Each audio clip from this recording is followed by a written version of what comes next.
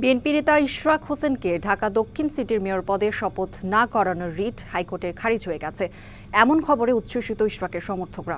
উচ্চ আদালতের রায়ের পর রাজধানীর কাকরাইলে আন্দোলনরতরা বের করেন আনন্দ মিছিল। এটিকে ঢাকাবাসীর বিজয় হয়েছে বলেও দাবি করেন তারা।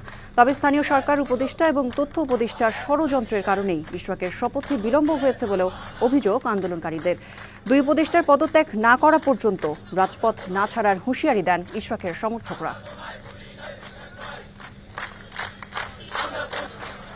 এ বিষয়ে জানাতে রাজধানীর কাকরাইল মোড় থেকে যুক্ত হচ্ছেন সহকর্মী বিজন কুমার দাস। বিজন, ইশরাকের শপথে বাধা কেটে যাওয়া সমর্থকদের প্রতিক্রিয়া জানাবেন এবং কর্মসূচির ব্যাপারে কি বলছেন তারা। দেখুন কৌরি, আমরা কিছুক্ষণ আগে যখন জানলাম যে ইশরাকের পক্ষে যে রায়টি এসেছে, তারপরে এখানে আন্দোলনরত ইশরাক সমর্থকদের মধ্যে যে বাদ ভাঙ্গা উচ্ছ্বাস আমরা দেখছি, সেই উচ্ছ্বাসের পরে ঠিক এই মুহূর্তে যে বিশাল অবস্থান আপনারা দেখছেন, এর মধ্যে একটি নতুন মোড় নিয়েছে এখানকার আন্দোলনে। আমরা দেখছি যে তারা নতুন করে যে স্থানীয় সরকার উপদেষ্টা আসিফ মাহমুদ সাকিব ভুইয়া এবং তথ্য উপদেষ্টা মাহফুজ আলম তার পদত্যাগ দাবি করছেন। আমরা এখানকার অবস্থানকারদের কাছে জানতে চাইবো যে আপনারা এখানকার আন্দোলনে যে নতুন মোড় নিয়েছে আমরা দেখতে পাচ্ছি, যে ইশরাকের বিজয়ের পর আপনারা এখন আসিফ মাহমুদের পদত্যাগ দাবি করছেন, এর কারণটি জানতে চাই আপনাদের কাছ থেকে। দেখুন, 17 বছর আমরা ফ্যাসিজমের বিরুদ্ধে লড়াই করে যুদ্ধ করে স্বৈরাচারকে হটিয়েছি। কিসের জন্য? বৈষম্য মুক্ত করার জন্য। এটাই তো আমাদের উদ্দেশ্য। RICL TMX, যুগের পর যুগ স্থাপনা থাকে মজবুত।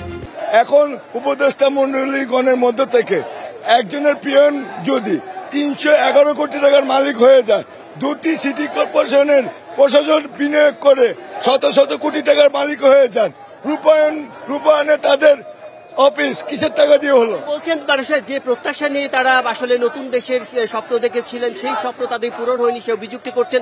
আরেকজনের কাছে জানতে চাইবো যে এখন নতুন ইশরাক সাহেব যে নতুন মেয়র হতে যাচ্ছেন, যে আপনাদের প্রত্যাশা পূরণ হয়েছে, দীর্ঘদিন আন্দোলন করেছেন, এখন সিটি কর্পোরেশনের নাগরিক সেবা কতটা নিশ্চিত হতে যাবে বলে মনে করছেন?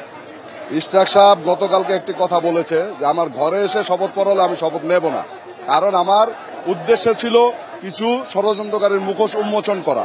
আমি সেটা করতে পেরেছি, জনগণ সেটা দেখতে পেরেছে। এটা ইশরাক সাহেব বলেছে এবং সাধারণ জনগণ বাংলাদেশের মানুষ দেখেছে যে আসিফ এবং মাহফুজুল আলম তারা আগামী জাতীয় নির্বাচনটাকে বানচাল করার জন্য একটা ষড়যন্ত্র। অনেক ধন্যবাদ। এর মধ্যে একটু জানিয়ে রাখি যে কৌরি, আসলে এই জায়গাটি জুড়ে আমরা দেখছি যে সময় যত গড়াচ্ছে এখানকার অবস্থান কর্মসূচি মানুষের প্রচুর মানুষ হচ্ছে। এর মধ্যে কিন্তু আমি দেখছি যে সকাল থেকে কিন্তু এখানকার নিরাপত্তা ব্যবস্থা বেশ জোরদার ছিল। ঠিক আপনি এই মুহূর্তে আপনি হয়তো দেখছেন, আমি যদি কাকরাইল থেকে যমুনার দিকে তাকাই তাহলে আপনি হয়তো দেখতে পাচ্ছেন যে আর্মি এবং পুলিশ এবং সবার যে একটা কড়া নিরাপত্তা ব্যবস্থা, কিছুতেই যাতে আন্দোলনকারীরা এই যে ব্যারিকেড দেওয়া হচ্ছে, ব্যারিকেড যাতে কিছুতেই তারা ভিতরে যেতে না পারেন সেইটি নিশ্চিত করার জন্য আমি তাদেরকে সজাগ পাহারা আমরা দেখছি এবং তাদের সেই জোরদার যে হচ্ছে সেটা আমরা বুঝতে পারছি। কিন্তু এখানকার আন্দোলন যতই জোরদার হচ্ছে, যত সময় গড়াচ্ছে। তো কৌরি, আপাতত কাকরাইল মোড় থেকে এই ছিল আমার কাছে এখানকার সবশেষ খবর। ধন্যবাদ বিজন আপনাকে।